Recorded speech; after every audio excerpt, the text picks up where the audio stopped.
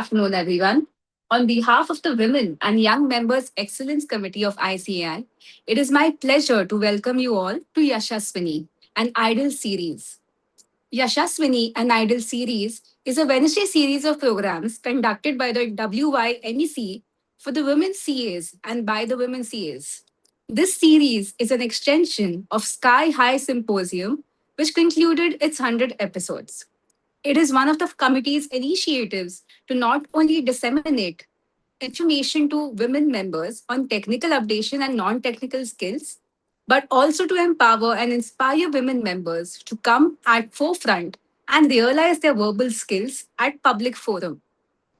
There's another program I would like to tell you about that is also by the WIMEC. You should not miss the opportunity to be a leader. There's a program on 8th of this month. Join Alt Air Soar. Lead, Shine. ICAI WMEC CA Women's Leadership Conclave 2025. Let's connect, meet, and interact for knowledge, leadership, success stories, networking, and so much more. This program is on 8th November 2025, that is Saturday, from 9:30 a.m. to 5 p.m. at Yogi Sabhagraha, Dadar, Mumbai. Saurabh ji will Okay. share the Yeah, link with you for registration otherwise, later. you can cover it, or you can say that, I will anyway, I've reached out to discuss these. So the call is already in calendar, right? I can. Let's continue. So I hope everyone joins this opportunity. It's a great opportunity to connect. Now to introduce our speaker, CA Garima Batra. CA Garima Batra is the founder and CEO of Bizmode Global Private Limited.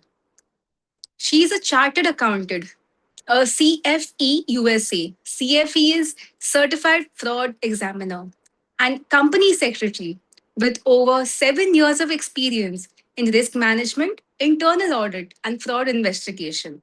A former Deloitte professional, she has led numerous business transformation initiatives across industries and is a recognized speaker on risk, internal controls, and ESG frameworks.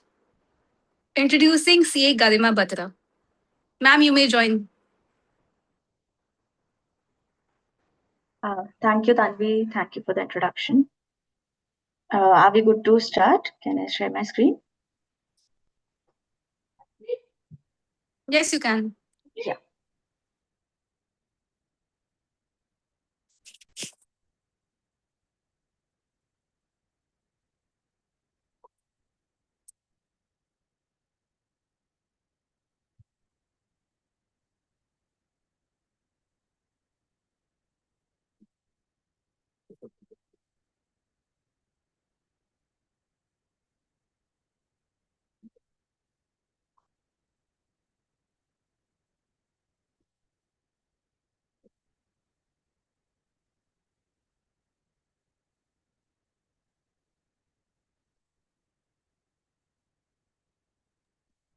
Yeah. Please let me know once my screen is visible.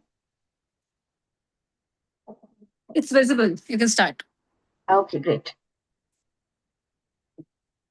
So a very good afternoon to all the participants here who are here to attend a session on a very, very relevant and important topic. Why internal audit has to be strategic, why internal audit has to go beyond compliance. So let's have a quick overview of what all we will be covering under this segment.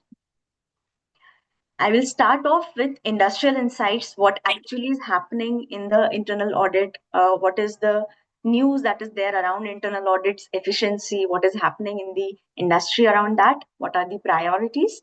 We will then move to why is there a need to transform the internal audit function to a strategic perspective rather than a compliance objective. Then we'll go to what actually the boards, the organizations are looking for from an internal auditor from the strategic point of view.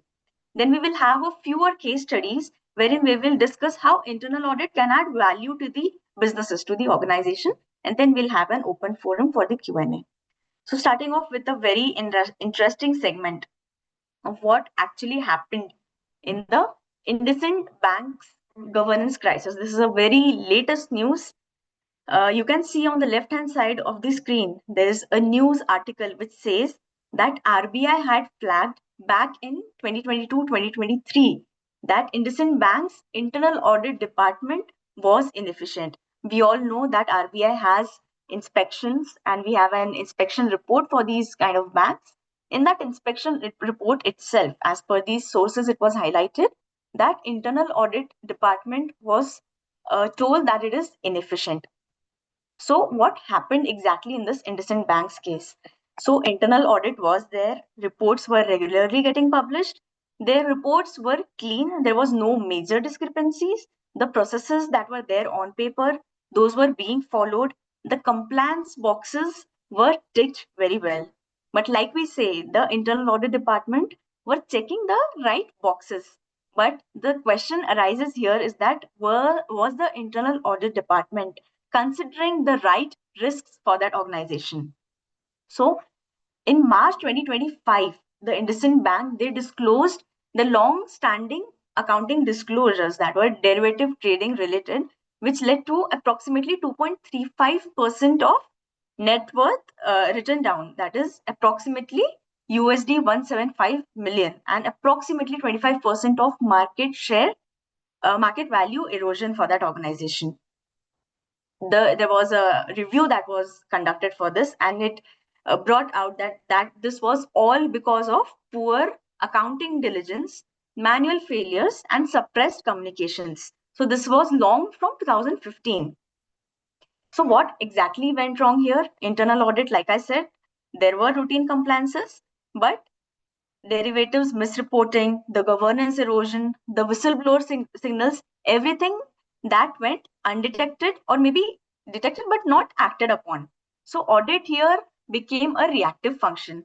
Once all these issues came up on the surface, then it went on to the investigations internal audit department, then brought out that this accounting irregularities. It was approximately, if I'm right, 6.74 billion INR of interest income that was booked incorrectly, and it was also approximately 22 billion of fraud in its microfinance unit, which was linked to the internal employees. So everything this came after the investigation, after the issue arose on the surface. So it was a more of a reactive approach on these critical elements. Again, there was a board audit disconnect. The board trusted that it has an internal audit department, so but naturally it would cover the essential aspects, but the right risks might have been neglected. The outcome was shocking. It shook the stakeholders' confidence. It hampered the reputation. It was not only a financial damage, it hampered the reputation also for that organization.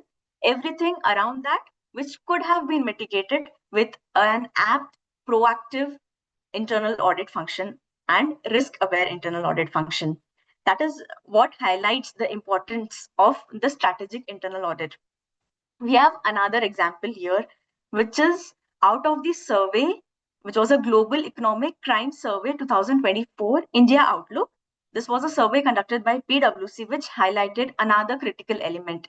The survey brought out that 59% of the organizations that were surveyed in India, they had faced some or the other kind of financial or economic fraud in the past 2 years. So can you just imagine the quantum, the volume of frauds that are taking place in the organization, and that also happening irrespective of having internal audit functions in the organization. So what were the most common types of frauds that were highlighted? The top 3 types of fraud that were highlighted out of this survey. First, and very common, procurement frauds. They are the most common type of fraud that are taking place in the organizations. Vendor collusion is one of the aspects. Ghost vendors, inflated invoices, duplicate payments, kickbacks, again very common in the procurement department specifically. This was the first most common type of fraud that was detected. Second, conflict of interest. The purchase department, specifically, if we take an example of procurement, then employees are influencing the purchasing decision for personal gain, for any acquaintances or something. The third was the expense and reimbursement fraud. That is again a very common type of fraud, especially in the decentralized or the multi-location setup kind of organizations. So even the large reputed organizations that were caught off guard because these schemes were operating and also within the approved processes. So some or the other loopholes were picked for conducting these kind of frauds. Now, why these types of common basic frauds are happening irrespective of internal audits being there, irrespective of regular processes, controls, checks being there? So what exactly went wrong? Internal audits might have missed some or the other red flags. Now, why did that happen? First, and very common, that maybe the focus was only on the compliance part. They followed only the compliance checklist. So looking into the past, checking whether GST compliance is done, whether TDS compliance is done, whether the accounting is done properly, verifying whether the approvals are there, whether the documents are existed. But did we check whether the processes were right, whether the documented flow was right, whether the controls that are there, even if the controls on paper are right, whether they are actually being implemented on ground, or is there any other loophole in the internal controls that are there in the organization, or whether we are doing anything value adding in the organization other than looking into the past? This is the first question that arises. Second, to what extent are we using the analytics? Are we using the data analytics? Are we using the forensic tools, at least for the minimum basic checks that are routine, that are required, especially in the procurement segment? Are we doing the risk profiling for the vendors? So to what extent analytics technology is used in internal audit comes another part, whether we are doing audit on sample basis or we actually bringing out the analysis from the data. Third, weak linkage with the procurement master data. So like I said, vendor risk profiling, it was rarely done. Again, this leaves a room for collusion, for the loopholes, for bypassing the internal controls that are there in the organization. Fourth, another very important point, are we also looking at the behavioral red flags? Are we mapping those red flags? Are we suspecting why there is this one repeated vendor in the organization? Or if there are any escalations that are there, why we are receiving for this specific vendor only? Are we doing such kind of analytics also in internal audit? Are there very frequent low value transactions in the system? Can we see such kind of records? Can we see such trends? Or are we checking the split invoices, or PO splitting again is a very common thing that is done to bypass the DOA authority. PO splitting is also very common. So are we checking these kind of things as well? So because of the traditional or the looking into the past kind of approach, these frauds are also increasing day by day. So even if you see the past year's report, the Global Economic Crime Survey, India Outlook report of 2023, you can check that the percentage was 52 something. So it was definitely lower than the 59% rate. And if you compare it with the global average rate, you can see it is around 42% only. Then why is the fraud rate increasing irrespective of having us professionals in this domain? So this is another very alarming point for us to note. So it is very rightly mentioned here on the screen that internal audit needs to shift from being a post-event checker to a proactive fraud deterrent function. Let's see how we can do that.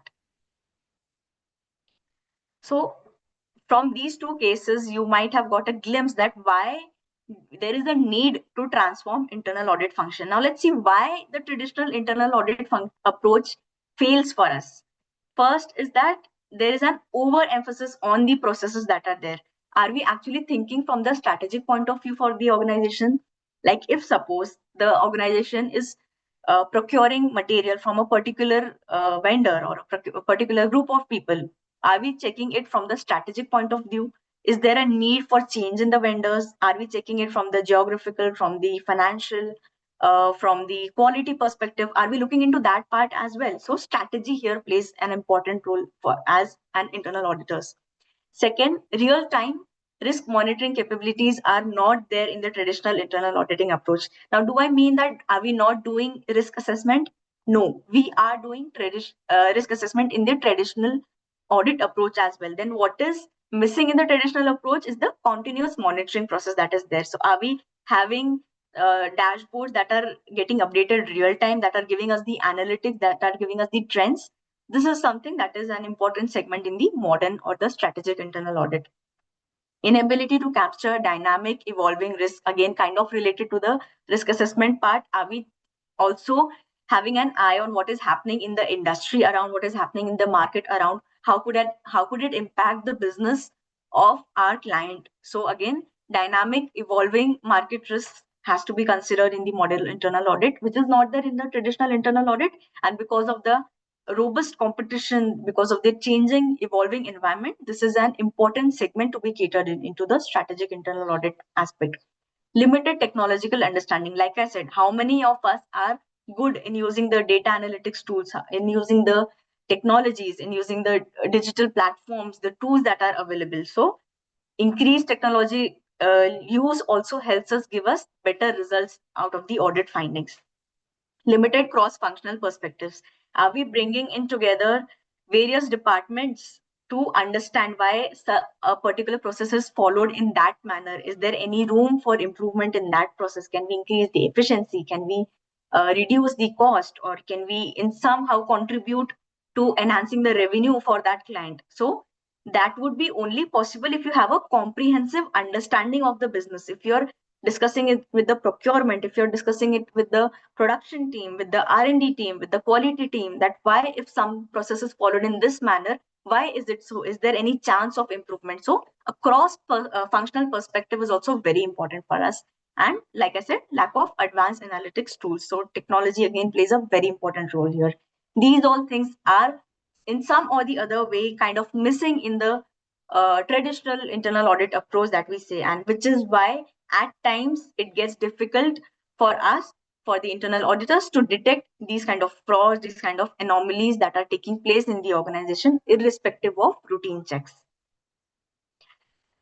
A very interesting segment here, if you see the definition of internal auditing as given by the IIA, you can see there is a change in the definition itself, which highlights the need for change in the approach in internal auditing.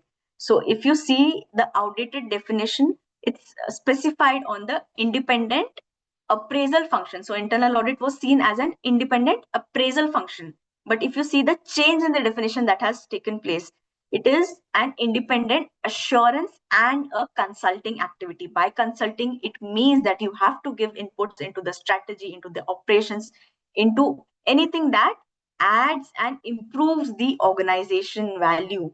So earlier, the definition specified on examining and evaluating the activities of the organization, but now it emphasizes on adding value and improving the organization's operations.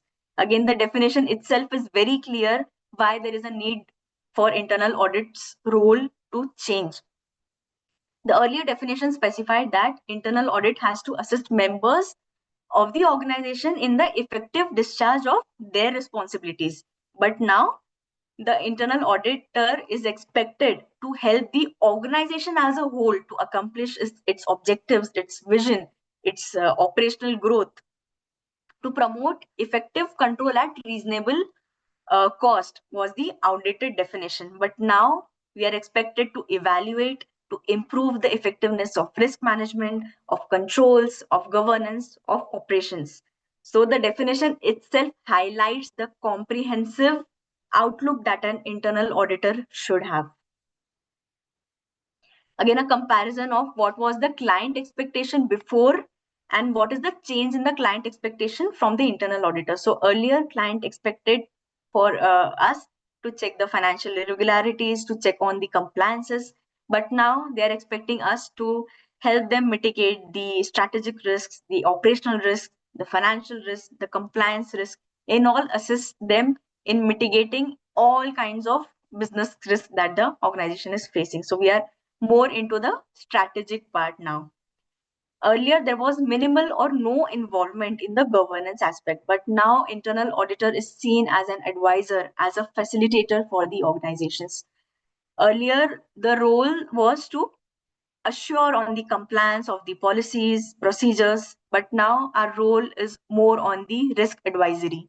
So we don't have to see the compliance of the existing policies. We have to give them inputs of how the policies, the procedures, the way of doing business has to be changed for their benefit. Responsibility earlier was routine assessment, but now our core responsibility to bring value to the client. So this is the drastic change also in the expectations of the businesses from the internal auditors.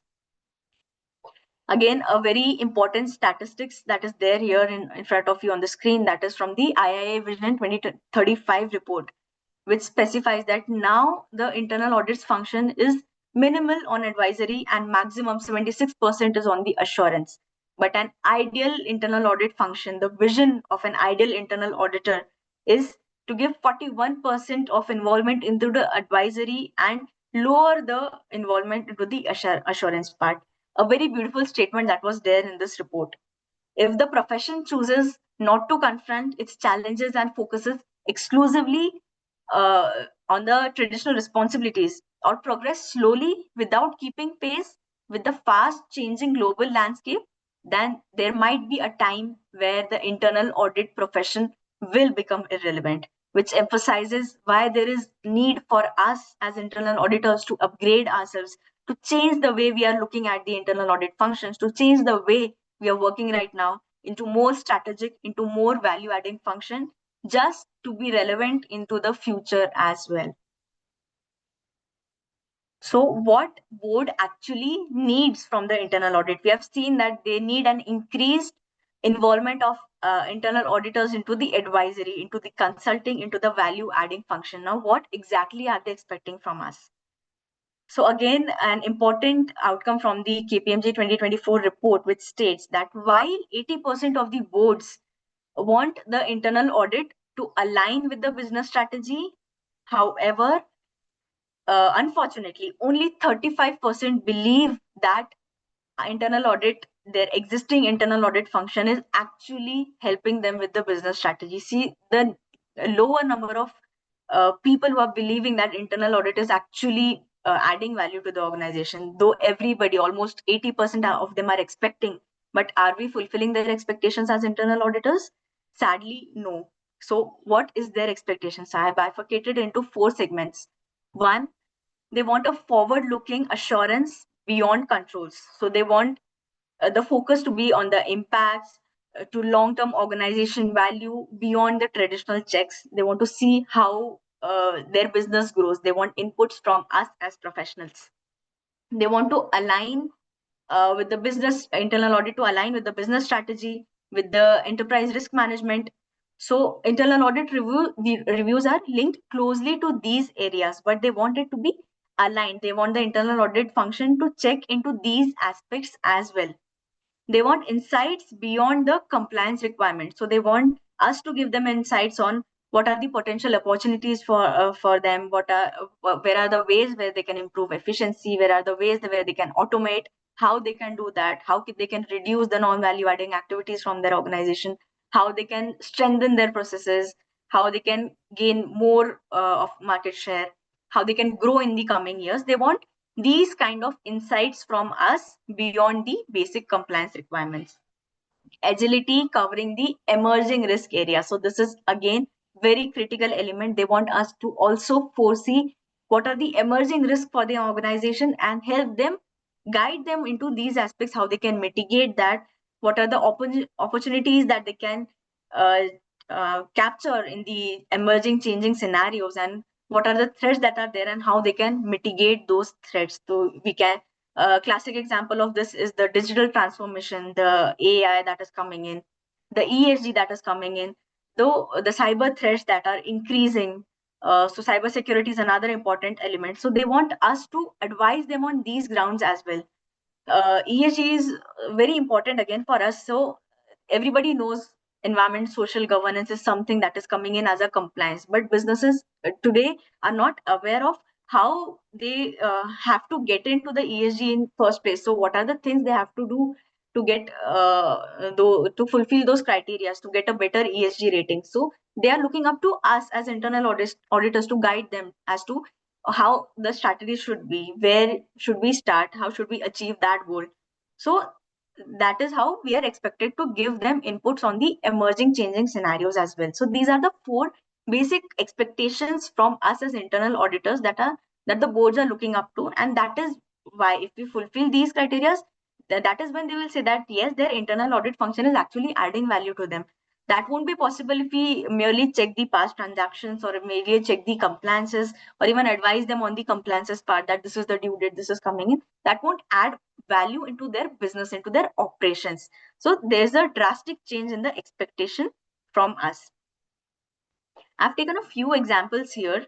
First is of supply chain fragility, which is a critical blind spot in the internal audit function.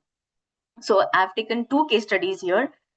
So in 2023, 62% of the Indian companies, they faced supply chain disruptions. So around the COVID period, post the COVID period, which resulted in an average of 6% of revenue impact. So this is again from Deloitte India report, which states that there was a 6% impact on the revenue. Why? Because of the supply chain disruption.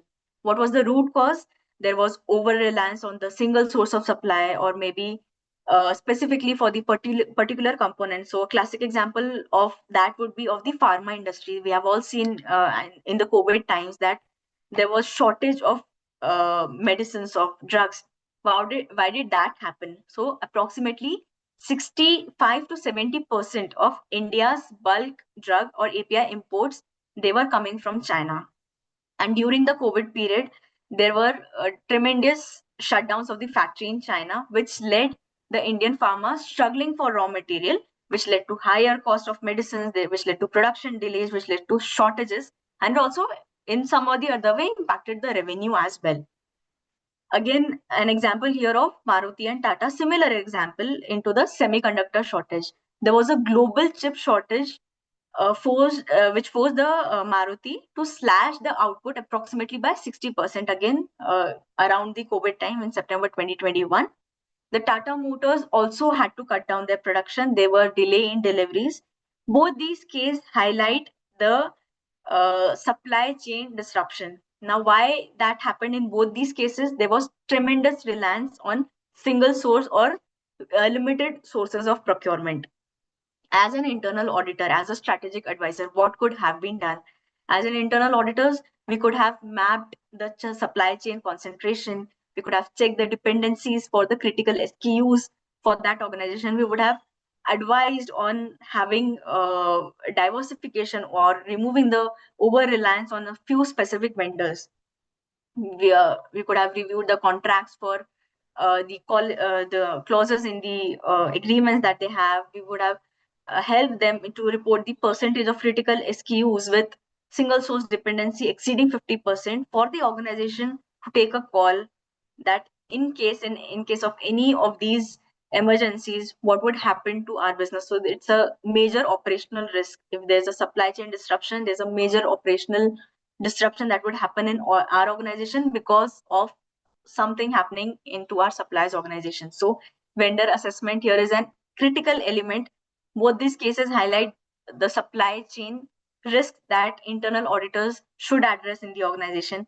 One more example I would like to take here that happened in one of our clients itself, that they had tremendous concentration for their more than 80% of the critical material coming in from hardly 4 or 5 vendors.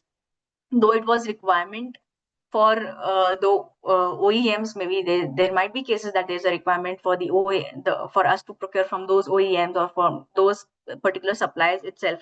But again, once we highlight these issues, it goes to the management.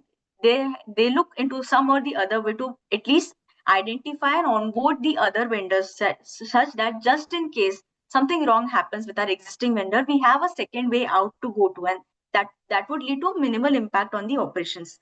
So this is a classic example of where we can give them a value addition which would directly help their operations. Next example is of the fraud risks. So the earlier example we saw, that was again kind of related to this only. So a persistent drain on value from the fraud risk. Again, two classic examples here. One is of the ABJ Shipyard, which is a ship building firm, which siphoned off bank loans worth 22,000 crores and the funds were diverted through shell companies, inflated invoices, circular transactions. This is nothing new. We all know shell companies diverting funds through that. That happens a lot. This is one case. Second case is of the health insurance fraud. Certain hospitals, they collude with the TPAs to submit the inflated or fake claims. We all are aware of it, that this happens in these hospital and insurance industries. So once we see that the customer is insured, is backed by insurance, then there is definitely a higher charge on the hospital bills that are there. IRDI flagged INR 45,000 crores annual claim leakage, which linked clearly to the claim manipulation. Now, what we could have done as internal auditors in such kind of scenarios? Data analytics here plays a key role. We would have implement data analytical tools, continuous monitoring tools, dashboard tools with the data to monitor across the procurement, the payroll, and the insurance claims. Any kind of trends could have been identified through these kind of data analytics and monitoring tools. We can review the whistleblower framework for timelines, for the independence, forensic audits for high risk related identified anomalies or so. So these are the areas wherein internal auditor can bring value around these segments which are related to fraud, which would protect the organization. This is another example of how we can add value to the organization. So a brief overview of what IIA Vision 2035 survey highlights, that what is the current scope of internal auditor and what is the expected increase in the future scope. So if you see, there is 84% reliance on the regulatory compliance as per the current or the traditional internal audit scope. 82% is on the internal policy compliance, internal procedural compliance. 75% is on the internal risk management kind of things. But if you see in future, the regulatory compliance, the internal policy compliance has drastically reduced to 50% to 48%. And there are newer segments that are given increased importance. What is that? Sustainability, ESG, like I highlighted, cybersecurity, cost reduction, expense reduction, third-party risks, strategic alignment of their operations with their vision. Information technology is playing a critical role. Governance and culture is still balanced. There's equal importance today and again in the expected internal audit function. But even if you see here, there is an drastic change. There is an increased reliance on the value addition segment and reduction in the compliance and checks and the policies, the looking into the past kind of segment. So this picture gives you a gist of what is expected more from the internal auditors and how we'll have to groom to bring us as a productive, as a value adding function for the organization.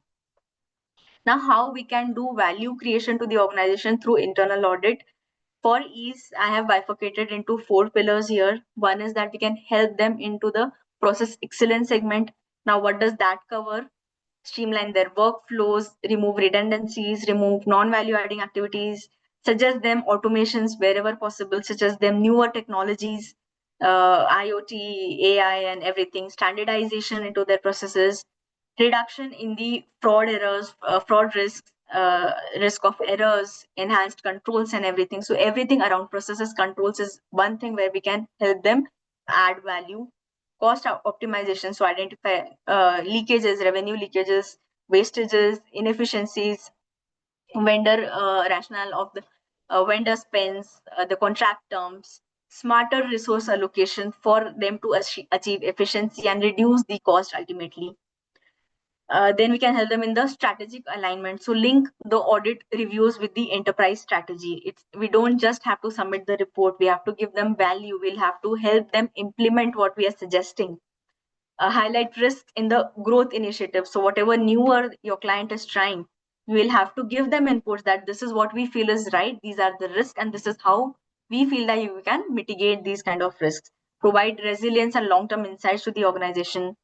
Fraud risk management is another part. We can help them detect, like we took the example of procurement fraud. So we can help them detect the procurement, payment, inventory red flags. We can help them mitigate these kind of frauds, strengthen the internal controls, strengthen the monitoring mechanism that is there in the organization, implement dashboards, implement mechanism for continuous monitoring, not only for us and as internal auditors, but if a CFO is sitting in the organization and if he's having a dashboard in front of him, a live dashboard, there are many things that he can himself see and take decisions at times. Build a culture of integrity and accountability. So what would be the impact of these kind of activities wherein we can start off to help the organization? We can give them uh, immediate results in terms of tangible savings, improved margins, faster cycle times, faster efficiency, greater enhanced robust internal controls in the organization, reduced fraud risk. Probably the 59% of fraud rates can be reduced if we are helping organizations run proactively in these areas, help them in better decision making for their business, for their core operations, help them in sustainable growth, safeguard their assets, protect their reputation. Like in case of IndusInd Bank, we can protect their reputation as well for anything wrong happening in their organization. We'll take case studies for each of these aspects one by one. So the first case study is of cost saving and revenue enhancement. So this is about a client which was in the MNC automobile parts manufacturing. What was the red flag that we identified as internal auditors there? So we identified that there was a high inventory scrappage that was taking place in some of the plants of this company due to expiry, due to the inventory getting expired or damaged or something like that. While there were fewer plants where there was frequent customer order shortages. So two conflicting scenarios that were there in that company. The management had previously dismissed these issues as these were isolated or maybe plant level issues. So it was not seen as a comprehensive issue for that organization. What was the audit insights that we gave? That this happened because of decentralized procurement. So every plant was independently checking its requirements, was independently ordering, and this was ordered from a foreign vendor. So this particular material that was getting expired at fewer plants because of high inventory scrappage, that was because of the material that was getting imported. And since it was getting imported, there has to be a minimum order value for the import to process. So that vendor particularly had 1,000 units of MOQ. But naturally, the scrappage was happening at a plant where there was not a requirement of 1,000 units. But since they had to order in that package, they were ordering. And ultimately, if they were not getting used, the material was getting scrapped. Hidden financial leakages. Expired stock, it not only included the cost of scrappage or there was a loss in value, but it also included the carrying cost. We also had paid the custom duties on those materials, and the shortages in the other segment, in the other plants where there were shortages in the customer orders, they were also incurring cost because of shortages or something. Penalties might be one thing. Reputational damage was there because customer dissatisfaction was high in that segment because they were not delivering on the expected delivery dates. Consumption reality, why this happened? Plant ABC, for example, they used approximately 700 units. So that was the requirement for that particular plant, but still they had 300 surplus units that were expiring as per their cycle time. Plant D and E, they needed 1,200 units, but since the MOQ was of 1,000 units, at times they used to face shortages of these kind of raw materials, which led to lost sales, customer dissatisfaction, delayed deliveries, and everything. What was the measures implemented, suggested by us for the organization? First and very basic, to have a centralized procurement so that the procurement head, the procurement team has a comprehensive view of what is happening at various plants. So just in case uh, the demand of all the plant is pooled, centralized, and it is introduced to a virtual inventory pooling. So there will be a real-time visibility of what is the requirement of these plants, and accordingly the material could have been supplied. So to simplify it, just understand that if 700 unit surplus is there in ABC plants, that could have been given to plant D and E. Both the issues would have been resolved. There would not be scrapping of the critical items that would have been used in the other plant. Second input that we gave was the optimized vendor agreement. So negotiated staggered dispatches with the foreign vendor against the consolidated annual orders.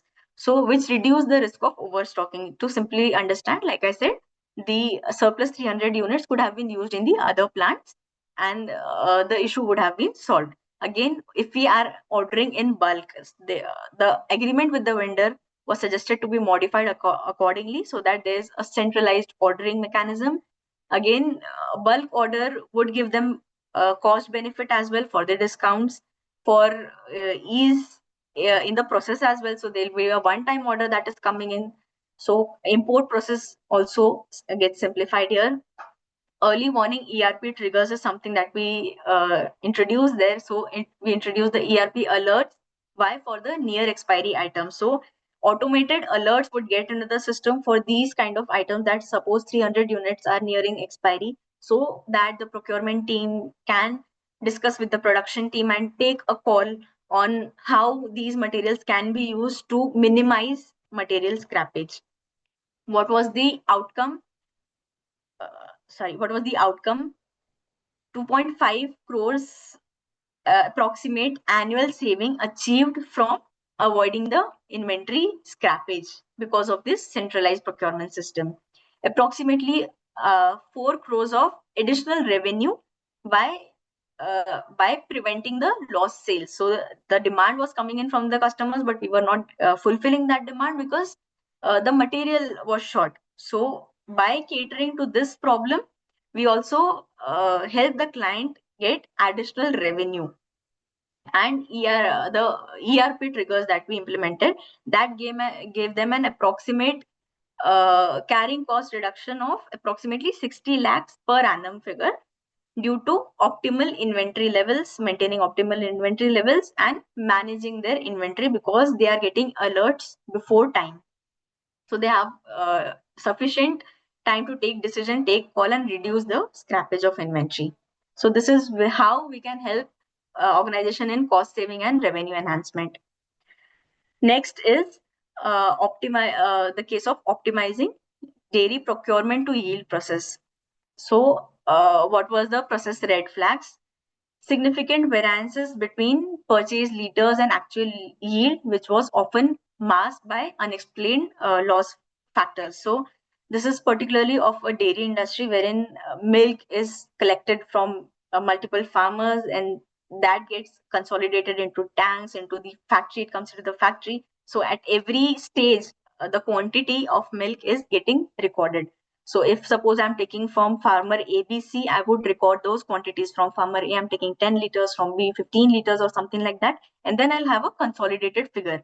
But the actual yield that is coming into the factory after consolidating all these procurements, there was significant variation between the purchased quantity, the sum of purchased quantities, and the actual yield that is coming into the factory. So often it was, the reason was given as it is a normal loss, it is a normal loss factor. Or maybe another issue that was here was there was frequent overwriting, manual corrections in the farmer collection record. Suppose I'm writing 10 and then I'm overwriting it as 18. So there were many manual corrections also that was there on the paper, on the collection paper. What were the key audit findings again in the procurement process of this milk? Acceptance of low quality or adulterated milk without real-time testing at collection point. This was a very critical problem for that industry, that milk is not getting tested at every collection point. Procurement payments were solely based on volume, not considering the quality or maybe the yield contribution or something like that. There were delays in the chilling processes that were leading to higher bacterial counts. Now, I'll explain this process a bit. So once the milk is getting collected from 100 farmers, say, it would go to the nearest chilling center. We observed that there was a delay in the milk procured that is going to the chilling centers, which led to development of bacteria also in that. Lack of visibility into the procurement to yield efficiency. So there was no visibility because it was given the face of normal loss kind of thing. What were the measures that we implemented there in that organization? Installation of IoT enabled milk analyzers. What would happen? It would immediately assess the fat percentage, the SNF percentage, and the adulteration testing at source itself. So basic checks that were done, but these kind of testing were not there. Introduction of quality linked pricing with a bonus or penalty for the suppliers who are not giving us the quality of milk. Development of an ERP dashboard linking the procurement data to the production yield that would help them for the real-time variance analysis of why this has happened. Redesigning the KPI for the chilling center staff as well, shifting the focus from the liters collected to effective yield contribution. So the chilling center's efficiency was also taken into consideration while designing the KPIs. So this was an end-to-end process optimization of procurement process in this particular industry. What was the impact? 15% drop in the percentage, in the rejection percentage at the plant level, 6% yield efficiency gain that they could achieve, and the cost, if you consider the savings that they had, was approximately 3.5 crores INR annually. 20% improvement in the quality because the average fat and SNF levels now improved since we implemented the IoT enabled analyzers for that company. 2 hours faster chilling cycles, increase in efficiency, which led to faster processes. Again, the bacterial count significantly reduced here. So this is an end-to-end procurement process optimization. Now, if you see overall what we did, we helped them in the technology implementation. We helped them implement the KPIs as well to tweak the KPIs to bring in the efficiency within the staff, within the processes, improve the quality of their product, improve the timelines, the cycle times of the product. So this is how comprehensively we can contribute into the process consulting. That was one of the pillars. The third pillar in business strategy. So how we can help in the business strategy. So this is a case of, again, a manufacturing company which had a unique license, which was a API 5CT certification that is required, and that is there with very less manufacturers in India. So what was the issue that was identified? So this particular vendor was actually maximum production was there for this particular client was producing maximum for one of their clients. So which required this API 5CT certification. So what were the issues that we identified? Reported machine utilization 72% versus actual approximately 40%. So there was energy and shift log mismatch that was there in the organization. High maintenance cost was there on the low output machines. So for these particular machines, for even starting that kind of machines, there is a half an hour, 45 minutes of procedure that is required. That kind of energy, that kind of timeline is also required. So this cost also adds up to it. Revenue heavily concentrated, like I said, they were maximum quantum was produced for their one particular customer that was later a parent company for that customer. Profitability dips due to parents' low order months. So in case that a single customer is not having requirement in 3 to 4 months, there was significant decline in their revenue as well for this client because of customer dependency. What was the measures that we suggested them? First we'll check the audit findings and implications. 5 API 5CT certified machines, they were found underutilized because of this seasonal demand variation. The high value assets that were there, the machineries, the heavy machineries that were used, those machineries were generating volatile returns. And of course, like I said, everything has to go through a procedure. So the fixed cost was very high for these kind of machines. Single customer dependency, we already discussed. Technical analysis with production and R&D, it showed that machines can be repurposed for the non-tubular. That was another segment, potential in automobile components. So this API certification that was required, that was for a tubular product manufacturing. We sat with the technical teams, with the R&D teams, with the production teams to understand how we can use the idle time, how we can use the drop in the season time for our revenue. So which gave us the understanding that maybe we can diversify into non-tubular production, which could help us recover or absorb these fixed costs and also generate some kind of revenue. So that was a technical analysis wherein we were involved. What was the measures that were implemented? We facilitated a cross-functional brainstorming. Like I said, we sat with these technical teams. Obviously, we were not aware of these technicalities that non-tubular production is something that we can cater into. So we took help of those engineers, of those experts into their area and gave them our strategic advice that this is how we can do. Piloted non-tubular components using the idle machine capacity. And how we did that? We used the API certification, which was unique as a differentiator for us to gain clients into these segment. And we help them create a roadmap for revenue diversification beyond the dependency on their single client. What was the outcome? The dependency, but naturally, got reduced significantly in the first year to as low as 55% in the first 2 years. Machine utilization improved from 48% to 78%. Again, a huge leap. Why? Because they use that time into producing newer products. Again, they had a newer market entry and they established presence there in the non-tubular segment. They gained customers, they improved profitability, revenue, and everything. What we did here, we helped them in strategy. Now, you might have a question that if we are not experts into their business, then how we can help in strategy? So this is a classic example. We can take their help and give our expert insight of how you can do it and why you can do it. If they have the statistics in front of them, if they have the opportunity cost, they would definitely understand why they have to segmentize and why they have to how they can enhance their revenue. Last case study of how we can help them in proactive fraud reduction. This is a case of a recognized liquor brand which had a turnover of more than 7,000 crores or something. What was the red flag that we identified? There was an unusual concentration of spend with the newly onboarded vendors, and all these newly onboarded vendors were onboarded by the brand manager of that company. So there were almost from the 6 to 8 months to 1 year, maximum contracts were going only to these new onboarded vendors. While if we see 1 year back scenario, there were different vendors with the company. So what went wrong with those vendors and why immediately we jumped onto these vendors with such level of dependency? Vendor empanelment, we saw it lacked proper due diligence and background checks.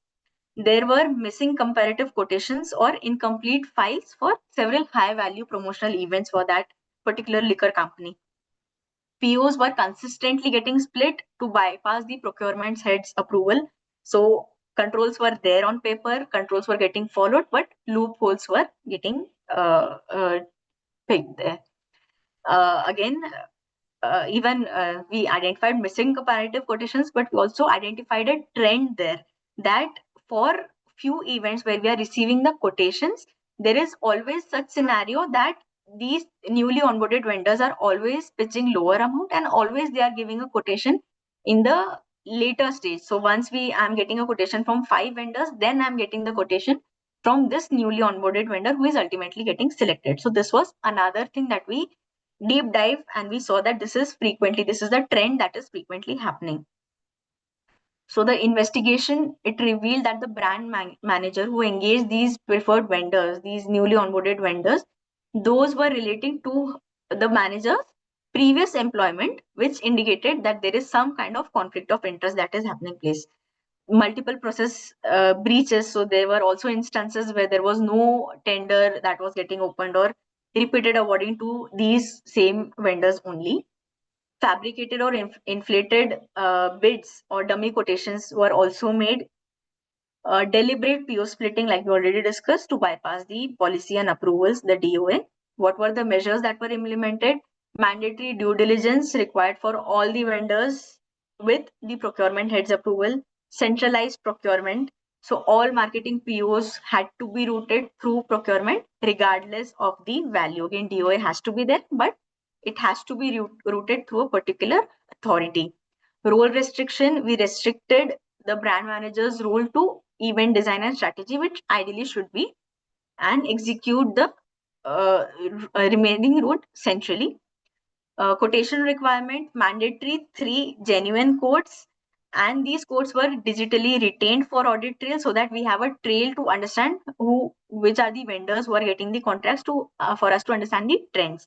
And conflict of interest declaration, so every vendor, every employee that is coming in has to give a mandatory declaration that there is no conflict of interest with these kind of vendors. So these are the kind of measures that we implemented. We helped them prevent a fraud that could have potentially happened if this was ongoing activity. So with this, I would conclude that these are the cases, these are the examples by which we can help add value to the organization by way of internal audit, be it in process efficiency, in cost, in preventing fraud, or in the strategic aspect beyond the compliance function. The forum is now open for any questions if they are there. I request all the participants to uh, share your questions on the link so that we can share it with Garima ma'am. Meanwhile, Garima ma'am, if I can ask one. Yeah. Ma'am, as organizations are increasingly expect internal audit to act as a strategic advisor rather than just a watchdog.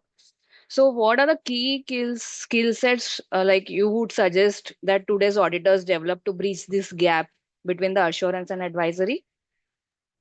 First, basic skill to get your hands on technology, understand, learn new digital tools that are there for data analytics, for dashboards. AI is now coming up. So, what are the AI tools that we can use? We can increase our efficiency, but also suggest the client that this is how you can improve processes. So, technology is the first thing that mostly that I see that internal auditors lack.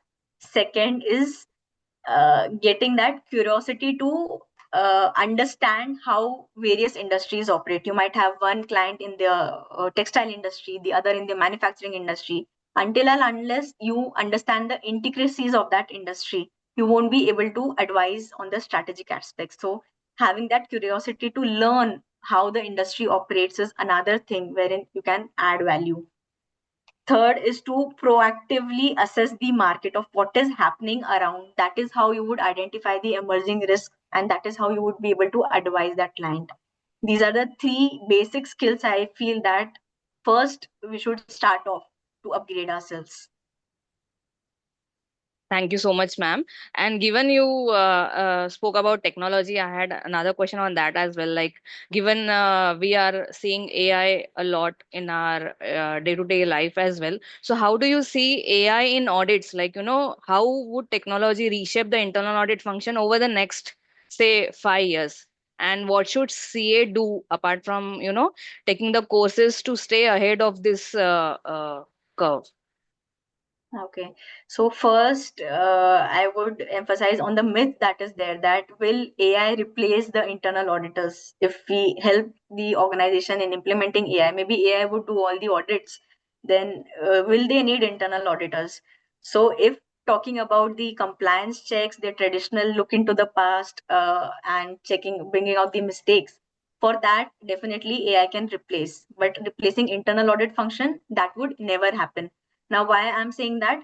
Because AI will not understand the intricacies of that particular client, what is happening in that organization. AI will not be able to assess from the strategic point of time. As us as internal auditors, as experts, we would understand that business, we would understand the industry, we would see 10 different things around. So for the strategic aspect specifically, AI can never replace the internal auditors. Thank you, ma'am. We have one question from the participants as well. I cannot see the name who have raised it, but it's mentioned that what is the future and career for fresh fresh chartered accountants in this area? So there is a vast scope for internal auditors. So not only as a practicing internal auditor, even large corporates have their internal department who's into internal auditing and all. So there is a great scope, just that you will have to upgrade your skill sets. Internal audit shouldn't be on the laws and compliance aspects part. For the strategic enabler, internal audit is having a very good scope in future also, even not only in India, in abroad, everywhere. So strategic guidance is something that every business needs. So from that standpoint, there's a vast scope in internal audit function. So even with the AI coming in, internal audit will not get outdated, that is for sure. Thanks a lot, ma'am. Participants, if you have any more questions, we'll wait for 5 to 10 seconds and we can then proceed with vote of thanks for the Garima ma'am.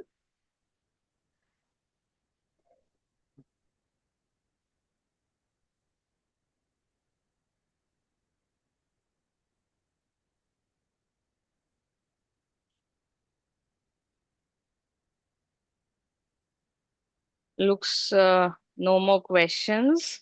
So on behalf of all present here, I extend my heartfelt gratitude to CA Garima Batra for an insightful and thought-provoking session on the topic strategic internal audit and beyond compliance. So ma'am, you have beautifully shifted our lens from viewing internal audit as mere checklist activity to recognize it as a strategic partner in value creation and business decision making. And your case studies, real life examples have inspired many of us to look at our own audit approach in more forward looking and consultative manner. So we sincerely thank you for your time from your busy schedule to share your expertise with us today. Once again, I would also like to thank to all the organizing team and the participants for making this session engaging and interactive. So once again, thank you, CM ma'am, Garima Batra ma'am, for such an enlightening session and reminding us that true audit excellence lies beyond compliance in creating sustainable value. Thanks a lot. Thank you so much.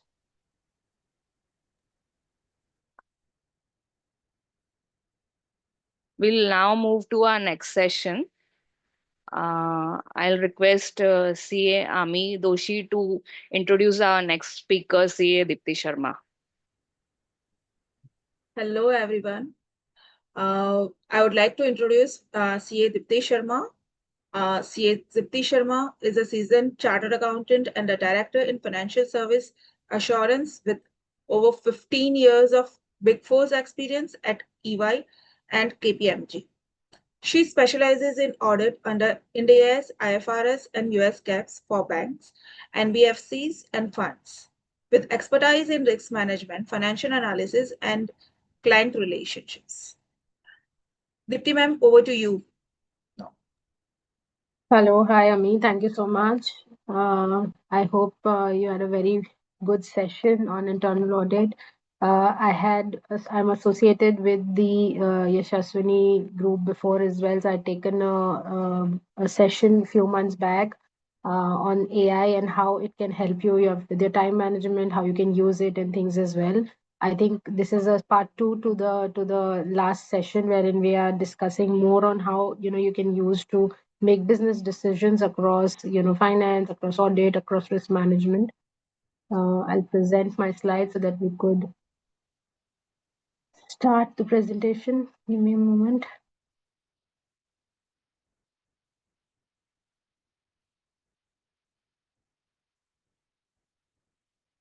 Is my screen visible?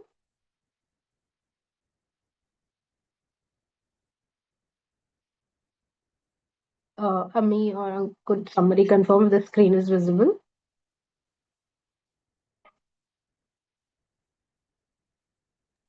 Yes, ma'am, it's visible, ma'am. Okay, thanks, Saurabh. Okay, so it's a nice topic. I know some of you have a holiday maybe for Guru Nanak Jayanti.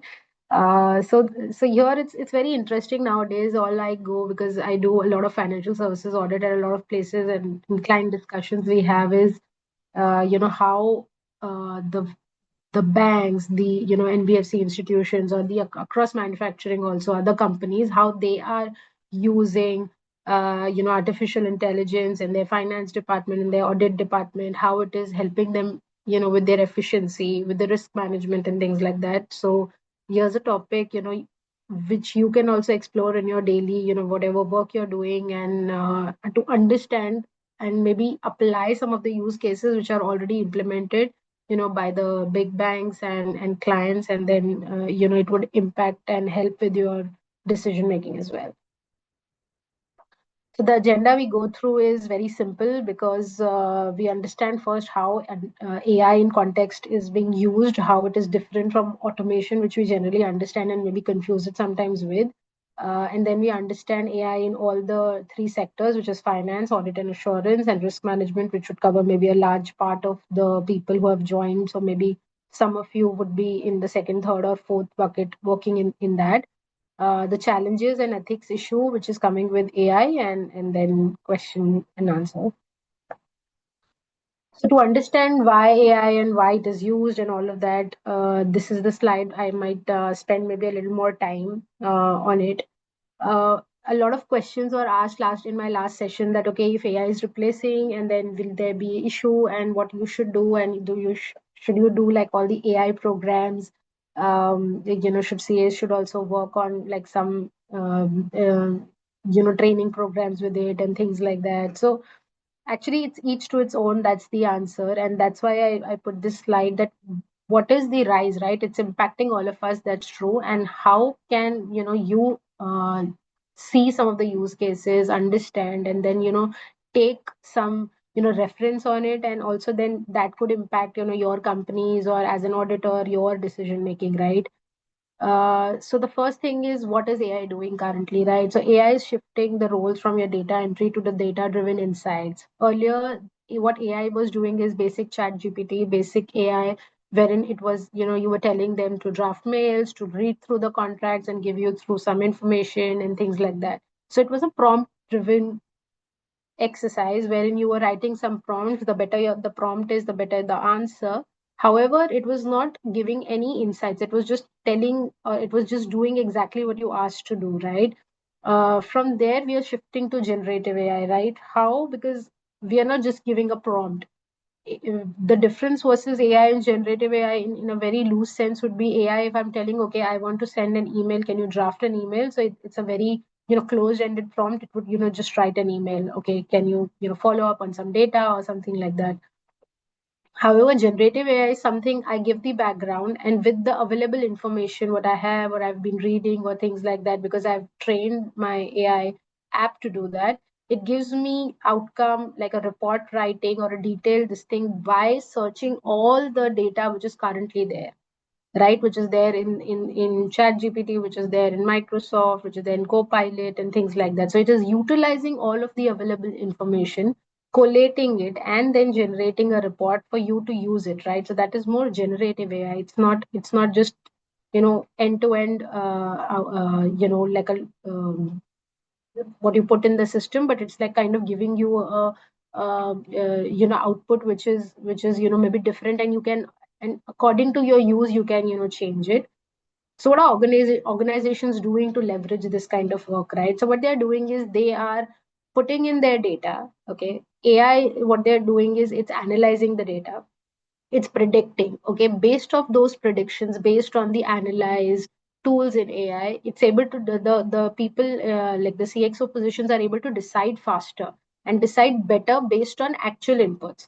Now, what earlier the decisions were based on are based on maybe on a sample basis, or based on that, okay, we would do some kind of analysis, but it would have been taken a lot of time because the data to collate, to analyze at that level, there are sometimes Excel limitations and things like that. But what currently organizations are doing it, they're using these AI apps. They're leveraging by analyzing a little more, a little faster analyzation of the data. They can predict better.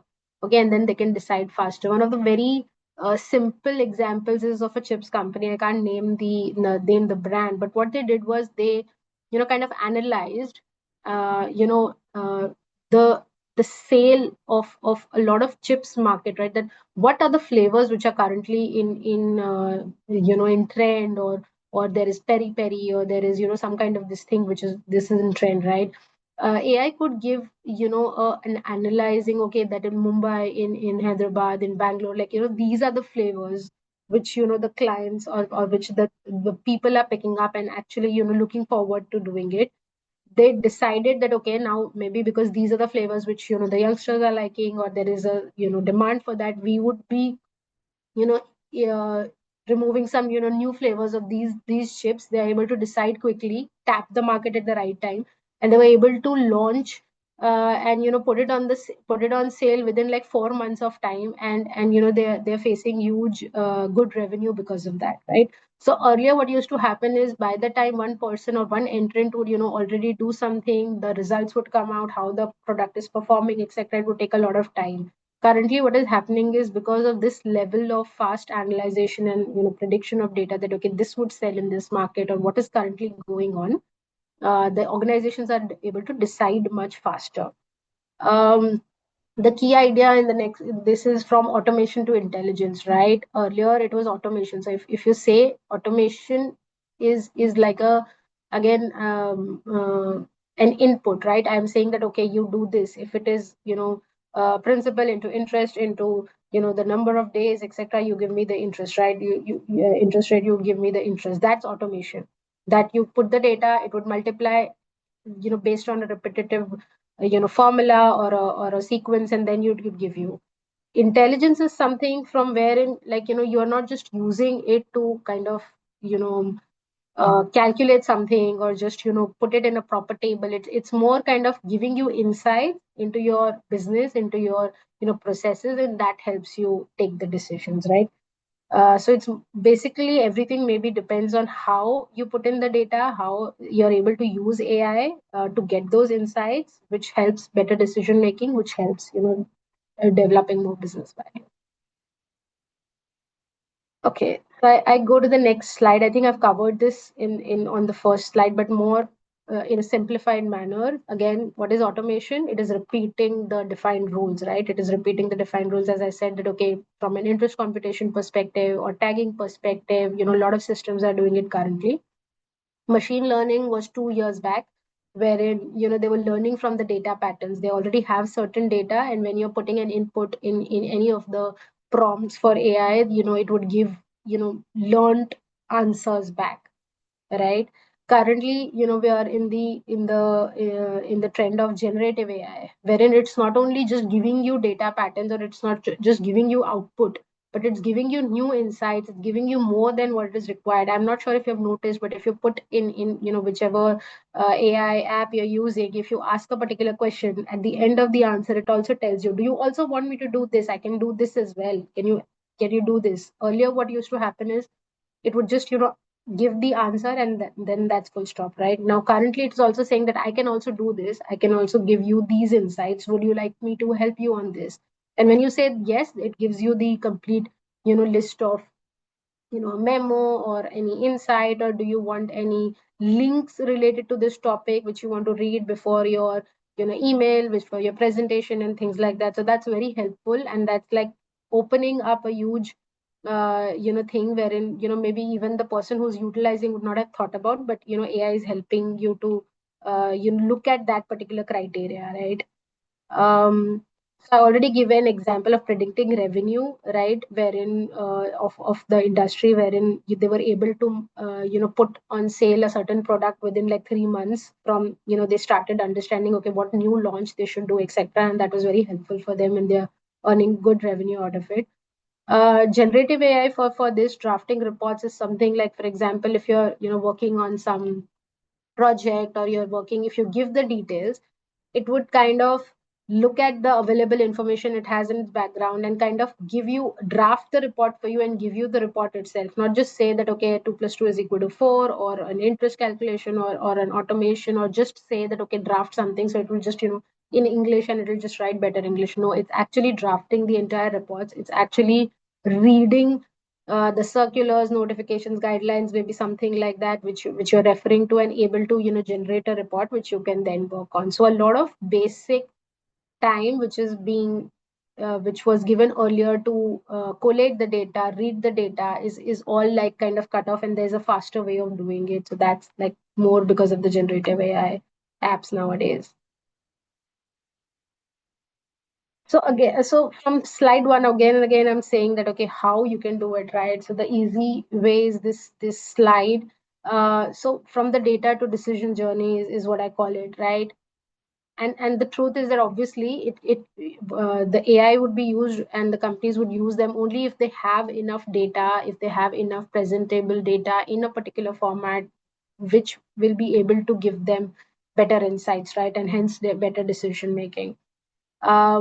All of the systems which are currently used by the bigger financial institutions, by manufacturing units, by telecom industry and so on and so forth, they have a lot of systems which can give them huge reports, right? The sales reports or the assets reports or the financials and all of the data, like the numbers and everything.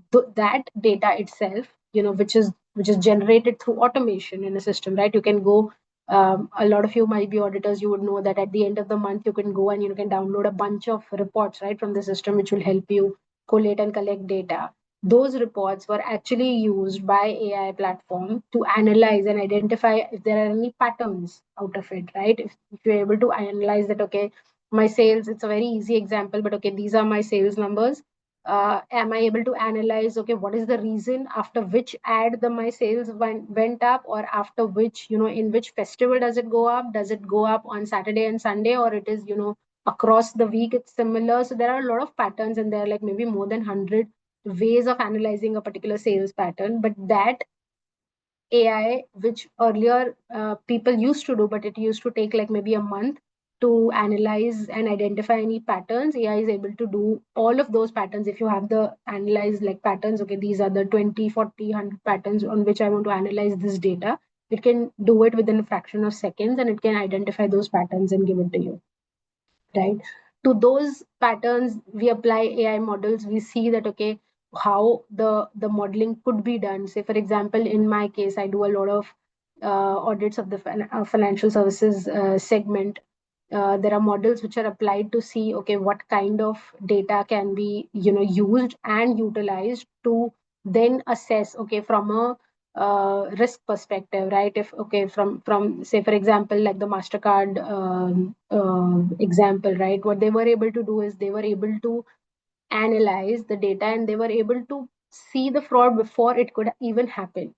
How they could do that, right? They were able to say, okay, this customer, okay, say for example, me, I have a credit card. This customer is generally spending, say, on the weekends, on in the evenings when I'm doing groceries or things like that, right?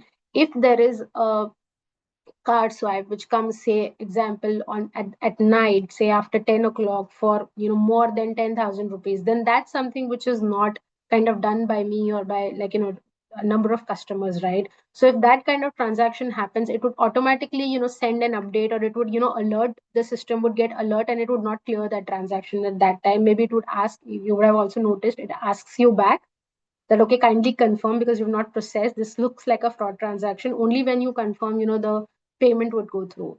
That's nothing but with the help of AI models, with the help of these, they are able to identify those patterns, they are able to build in those patterns with the AI models and help prevent fraud transactions, right? So through this, they've generated insights, and hence they're able to make informed decisions to complete this chart, that how to put what should be the thing. If for approving each and every transaction, if I was getting a call, I would get irritated, right? As a customer, I would say that, okay, I don't want this card anymore because it's asking every time. I already have an OTP, I already am swiping, but still it's asking. But no, why they did it was only when they are able to identify a particular pattern, only then a credit card, maybe an approval would come to you, because it's at a time where the model does not expect you to swipe your card. Okay, the next is on in finance, particularly. So from accounting automation to strategic insight, how we have evolved over the years, right? Earlier, from an automation perspective, the only automation which was done is for the controls automation, wherein automatically things were being computed, reports were being generated, the financials were being created, or trial balance was generated, or some kind of reports were generated.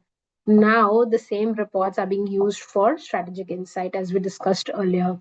The use cases are a lot of predictive forecasting. Why? Because you're able to assess that okay, some things which are in trend, will they sell, which they will they not.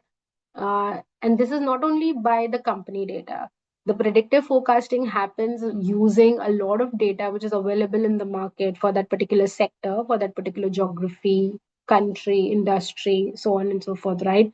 You can merge that data with your company data or things you're working on, and hence you can develop certain models or certain assess certain things, and then based on that you could the companies could decide or do some informed decision making. The next thing is expense anomaly detection. Very easy to do and very effective for a lot of companies, because as soon as they imply they put this use cases into put the expense anomaly detection into place, they are able to detect on a daily basis even if there is any expense anomaly which has happened from the general expenses which actually are approved or are actually as per their policy. So the detection which would earlier take through the ladder and through a lot of people, that okay, it is approved, it is not approved, and things like that, it could happen in minutes now, right? All you have to do is all the expenses which are done over say the last month has to be input in this system. They would do the detection. Maybe for example, say the rent expense was say 1 lakh rupees a month. Suddenly if there is a up or a down and you've already inputted, okay, if it's a 5%, it's a 7%, which we used to do it earlier. Now it's able to do it with by AI within 5 seconds, and it can also give the answer. So now it has also moved so fast that it could also give you the answers. Why? Because it would also have the maybe the rent list or the leasing list of the company, and then it would actually talk to it in the background, and they would say that okay, from an X date, the cases, the branches, say, for example, in a bank have moved from 100 to 110, and hence the increase in, the expense amount of lease rent. So that's how fast the, management can get those reports, can understand those detections, and then say that, okay, some of it would be the correct detections that they would expect that, okay, this should increase, and some of it would be not true, right? Which should not be happening. So they're able to kind of do a better review of their, the company review, the management review, which they do it maybe on a monthly, quarterly basis. The next use case is on the credit risk modeling, something maybe I already discussed. Maybe the American Express default prediction. So they are able to do a model kind of an assessment within their system. They are able to put some AI modeling into tool which would kind of trigger a message or a call to the customer, and that's how they use that as well for their credit risk assessment. Portfolio optimization, which stocks are doing better, which are not doing better for their investment purposes, how much is the returns, able to calculate the IRR, XIRR, the returns, the dividends, etc., like in a fraction of seconds, and hence they are able to work on a million of stocks at one point in time. So portfolio optimization is one of the most leading use cases. And then, of course, the more simpler one are finance chatbots and assistants. So these are chatbots which are kind of inbuilt in your system by the companies. So it's like a chat box, and you've seen at a lot of sites, right? You would have seen on airline side or a IT side, or you have it say on Make My Trip, or you have a lot of finance like chatbots and assistants where they could exactly tell you or help you with like the basic questions. So it's like an interactive chat box wherein you type your questions and it gives you answers, right? I've already discussed some of the real examples. Yeah, so AI, what it does is it's not currently, as I think it was the last part of this internal audit session, was that are we going to get replaced by AIs? Do CAs have to do anything? I think it's not going to get replaced. I think it's somehow elevating what we are doing. So earlier, a lot of us, or people who have just joined, they would be doing a lot of basic work, doing a lot of preparation work and all of that, which can be done or made easy by AI. So it elevates the life of any professional, because now they're able to do more strategic decision making. They're able to discuss in more detail and then help their companies, their audits, whatever they're working on to, go on and do more, important tasks maybe than before. This is something which is very good from an audit perspective and assurance perspective. I'm in audit, so I really love this thing. Earlier we used to do like sample testing of out of lakhs of cases. We used to do a sample of like 20-25 cases, right? And the question used to be asked to us is, okay, is it enough, right? Because you're doing the same level of kind of sampling for a very big company as well, and for a smaller company as well, because at the end you're obviously not able to analyze 100% of the data, which is made redundant by AI.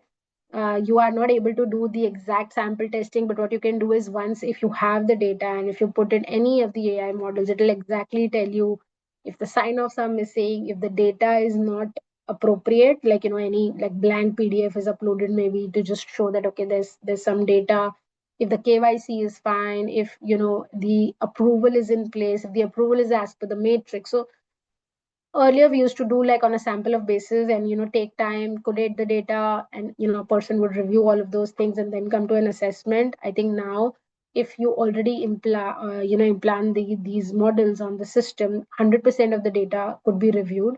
So it's not just good for the management, but good from an audit perspective as well. You're able to get more comfortable on the data, you're able to get more comfortable that there are no more anomalies. And if there are any, you already have a list of them and you're able to discuss them well with the client, right? So the use cases in this is transaction anomaly, which I already discussed. Continuous auditing, you don't need to kind of just do at a point in time, like, okay, you're starting for the April to March financials in say May, so you're able to do for some transactions at that time. You could also do it at a maybe a later stage, or if you could do it now, you can remediate if some of the issues were there, and then it could continuously give you the result as well. Post remediation, how does the data look like, right? And then it could help you on your audit procedures. Automated journal entry review, one of the best use cases. Earlier, again, you used to do samples and you used to assess that, okay, some of the journal entries maybe are risky, and are you able to review all of those, that, okay, some of the manual journal entries are being correctly entered or not, and what is the reason for entering them, etc. With the automated journal entry review, all the J's can be reviewed within a lot less time, and it can be 100% review.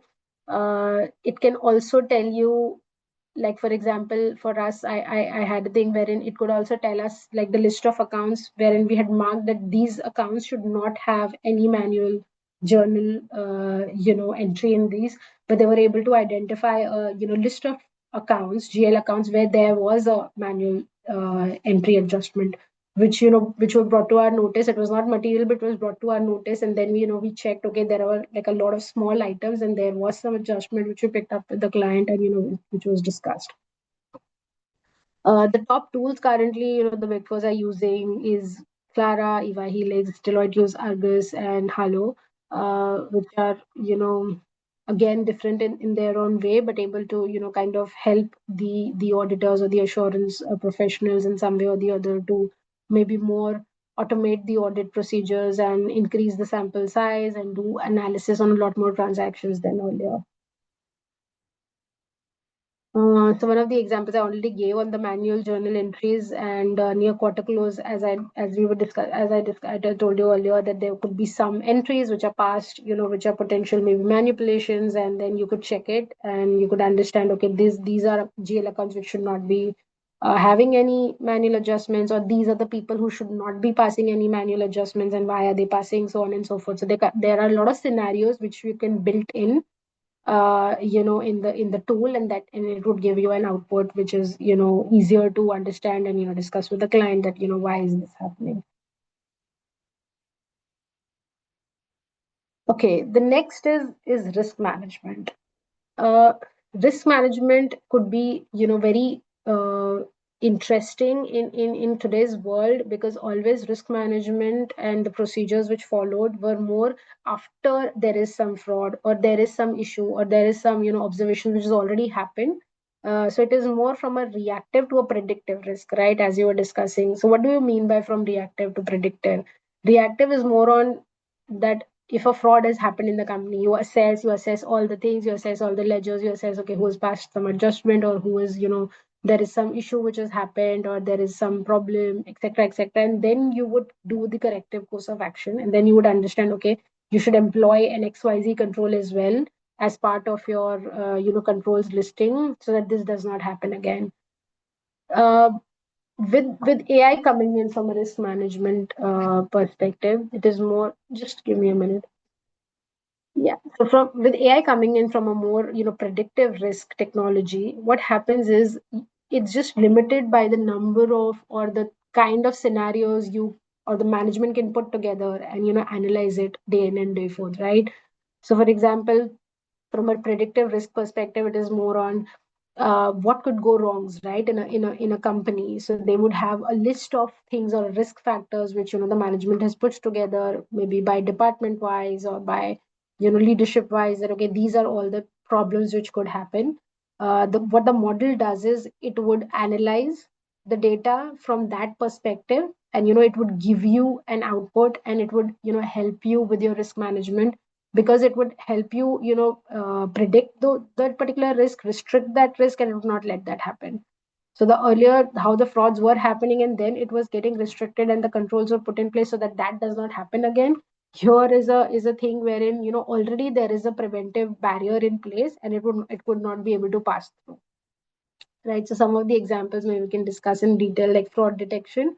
If there is for example, in banks as well, there is a fraud detection wherein if there is an entry which is getting passed again and again, right? So, for example, there are certain phone call frauds, right? Which many of us are aware, where we got a call that okay, you transfer 5,000. No, this is not enough. Okay, you transfer again, or something like that, or OTP is there. So it automatically restricts. If such kind of transactions happen, it automatically restricts. It gives a message or alert to the person that something of this sort is happening, and you need to block your card or block your account or something like that. So the detection has already happened, and at that particular time, within 5 minutes, so that the transfer has not completely happened and the fraud is detected in time, and there's no transfer of money, right? Similarly, in a for cyber risk, we were just discussing that there are a lot of ways currently. There are cyber attackers who are trying to take money, becoming a policeman, becoming, I'm calling from school, I'm calling from your medical center, and things like that. And people become a little vulnerable, and are able to give the OTP, or are able to say that okay, this transaction did not go through. I personally have got some calls, from some insurance people that okay, your insurance policy is due, and if you do not pay by today day end, then it will lapse, and then you'll not get the benefits. And I was like, being a professional, also being a CA, I was like, okay, did I take some insurance policy like that? And the answer is no. I would have remembered. It is not like that. So what it does is that if it the AI tool assesses, and it sees that the location or the transaction from where it is happening, or to how it is happening, is not the general transactions which a person does, etc. It is able to monitor such transactions, and able to averse a lot of cyber risk. Similarly, operational risk forecasting, they are able to employ a lot of tools in the, say, the manufacturing units, or the financial banks, non-banking companies, and all of that. When if there is any operational risk happening, one such operational risk was the expense approvals, right? If they're happening, there are a lot of kind of rule based operations, or forecasting which happens. Say for example, from an expenses perspective, the expense for the current month is 100, and we are forecasting that it will be 200 using some all the other data which the company has. It would tell you that okay, is it 200 is appropriate, it is not, if it is yes or no, and then it will give you a result, right? That okay, there is something wrong and you need to get into it, and it will give you a list of transactions, and you can yourself understand that okay, is there any risk happening, and so on and so forth. The last use case is, regulatory assessment from a KYC or an AML and is anti-money laundering perspective, and its compliance, whether it's happening correctly. Every year, if you have to update a KYC, like there are no banking like branch people who need to go and tell the customers that okay, you need to update KYC automatically. If you're on the app or in your website, it would automatically by this date ask for a KYC update or an email update. and it would tell you that, okay, this is due automatically. If the customer puts in, it would get updated. There's no manual, interaction required, wherein, earlier banks used to follow up with the customers, and they used to have, like, face issues with RBI later, that, okay, a lot of customers have not done their KYC, but now it's like more regulated from that perspective. Okay. Any questions till this point before I go into the human oversight? Or should I just stop for questions at the end? Ma'am, can we take at the end? Yeah, sure. Okay, we can take it at the end. So the next point is the ethics bias in human oversight. So there is a lot of discussion and debate on how fast the AI is moving and whether it has more uses than misuses. What are the challenges currently which we are facing? Because the output would be as good only as the data quality, right? How are we able to put the correct prompt so that we are able to get the correct outcome? Can it replace, like earlier we were discussing from an internal audit perspective, right? It's a regulatory angle. Is it able to replace something? And those are all the challenges which come in, right?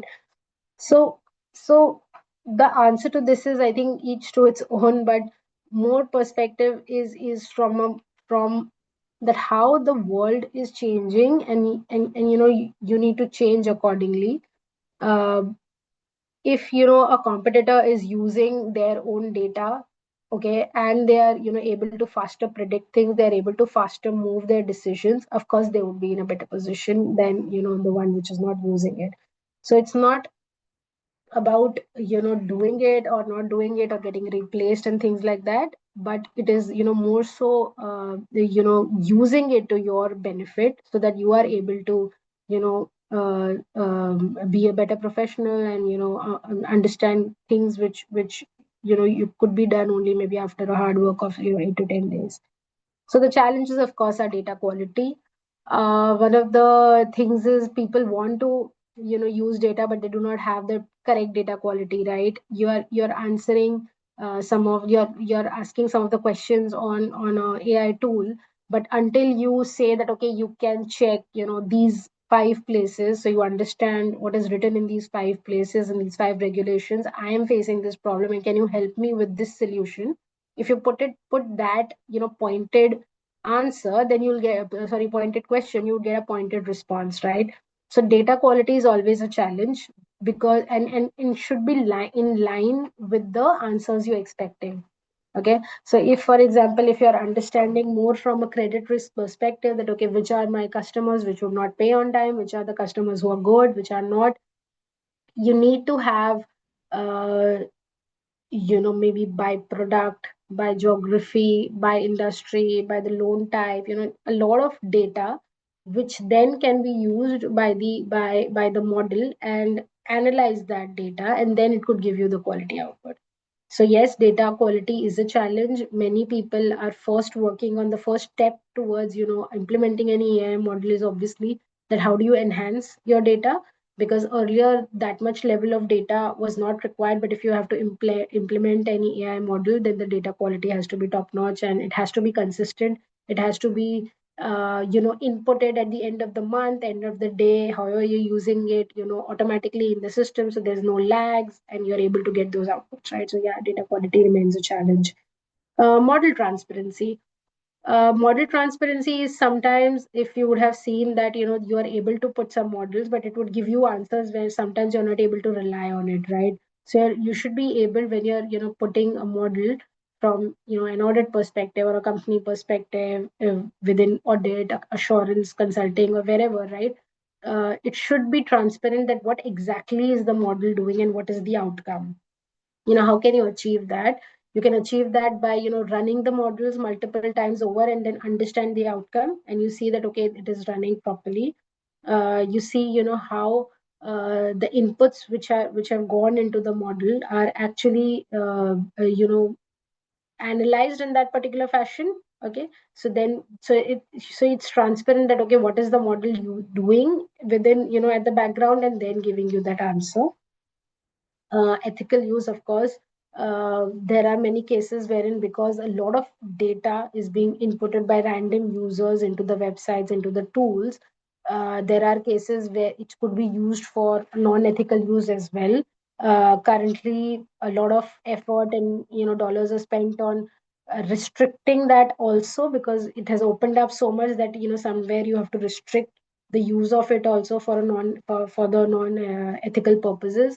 And hence the independence issues with respect to inputting data, all of those are kind of done in a lot more detail, right, so that there are no misuses from a data perspective.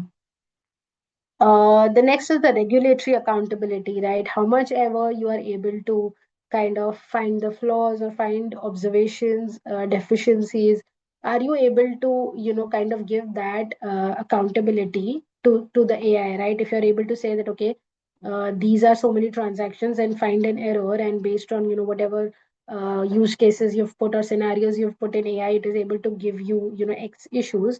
Are you able to kind of give them out that, okay, these are the issues, and be accountable for that, that, okay, these are the issues? No, you'll have to go and check them once. You have to go and see that, okay, if it is giving the right output and things like that. So can you give that regulatory accountability? I've heard, like, recently only, I think there is a government of some country, they have like 80 AI ministers now.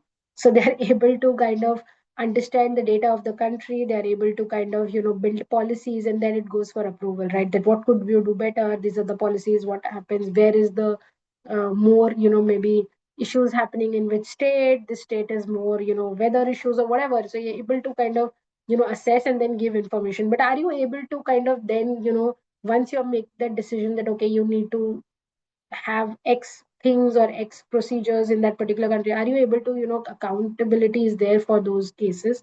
So that you need to build first by doing all of your predictions, your use case scenarios and things like that, and then able to overcome such challenges.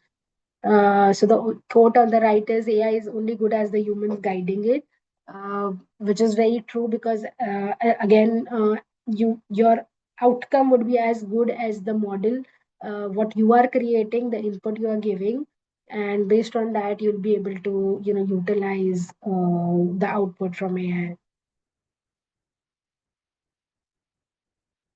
So this is something which is very important, and what we should do. So we have understood what happens as a part of this presentation, that what happens currently in the audit world, in the finance world, etc. What were the challenges, and now what comes in the currently what is happening. So currently is the human plus AI collaboration. Why collaboration is because AI is not is as good as what the input is, right? So AI automates the routine, so human can focus on the strategic aspects of the decision making, right? So what AI does would, you would take away your days of work. It would automate all the routines or all the scenarios which you've given them. It would give you the output. All the human has to do is now focus more on analyzing, like, the outcome, and understanding it actually well, and then involving in the strategic decision making, right? Which is better, because at lower levels also now you don't need to kind of prepare, make summaries, analysis and all of that. That would be done automatically, and you can just work on then how you read that data and kind of do the correct decision making. The second point is interpret AI driven insights, which is very, very important. How you interpret the insight is also sometimes very important. You might sometimes you've given an input, or you've developed a model which maybe is not currently covering all of the use cases or all of the data which it should, right? So it would give you half baked results. So it is on the professional as well to interpret the driven insights, to understand them, to then take decisions accordingly. Otherwise, there'll be a blind side to it, and there will be some decisions which might not go well. And what's the future, right? So the future is obviously human judgment with AI precision. AI is the precision levels are going from, I think it was earlier in like 2 or 3 years back, it was like a 14 to 18% precise. From there, it has come to around, I think, more than 70% precise. So if you're asking AI that I am in this situation in XYZ, it would give you an answer and it would be 70 to 75% correct, which is a big thing, right? Earlier it was not that much, and you had to go to Google and ask, you had to select, okay, which site should I go to, which part should I read, and all of that. Now it's all automated. So that combined with the human judgment. Okay, so now human judgment is to enter the input in the tool, in the model. How do you create the model so that you are able to develop like a perfect model, or able to collaborate well and then get the desired outcome. So that's currently what we're seeing as the future, which is the more growing precision on the AI tool and in AI tools, and human judgment also, which is getting better and better, because we are understanding how to use the analysis or the outcome of AI tools as well in a better way. And combined with that, obviously, the things would go much faster and clearer. So I'm on the summary. The key takeaways are: it converts data into actionable insights. You need to be careful on what you're inputting so that you're able to get good insights. With respect to finance, it is helping improve a lot of decision making, including forecasting, including fast turnover of data analysis and things like that. Audit, it enhances assurance and anomaly detection. Earlier used to only do for a sample of cases. Now audit, you're able to do for a lot of all the samples. Another thing maybe I missed covering from an audit perspective is, earlier now we have a maybe a lot of other companies also, but there is a tool wherein you just have to input the data, and you input the name of the person, and you input the date by which you want, right? It would automatically trigger an email to that person coming from, say, me. Okay, if I have requested some data, it would automatically go to that date person that, okay, by this date you need to provide this data. If there is a reject or a approve, so there are options within that. The person to whom the request has gone can reject the request, can approve the request, can ask for more time, all on the app. If the due date is, I've put, say, 4th November for a particular topic, it on 4th November, if the data is not coming and it is not marked complete, the task is in the tool is not marked complete, it would automatically send a follow-up reminder to that person that, okay, this data was due today and it is not being sent back to the person who has requested it. So this is how it's kind of enhancing the life of audit professionals at this time. Risk, we again, it's more predictive rather than after it's already happened. So it could help a lot of people, companies, that they are not able to lose their money, or their better risk management controls over what were presiding earlier. And the future is, of course, more of collaboration with more of AI precision. So we are empowering our professionals more and more how to use the best cases, how to analyze the best use cases, and so that we can also get some inspiration from them and apply in our day-to-day lives. Yeah, so we come to the question and answer session. Any questions, guys? Yes, ma'am. There is a question. What is the future and career for fresh CAs in this area? So I would request, I think the future CAs have a lot of, regulatory knowledge, right? How you should do what you should do as per the act, as per the standards. I think you should combine more on how you could use that with a lot of AI tools which are currently in the market. There are a lot of free tools in the market as well. There are some learnings, I think, which you could use. With that, once you start working at any of the company consulting roles, you can utilize those use cases.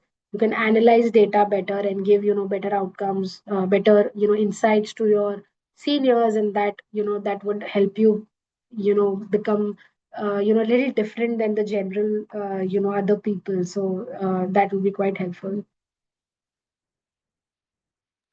Thank you, ma'am.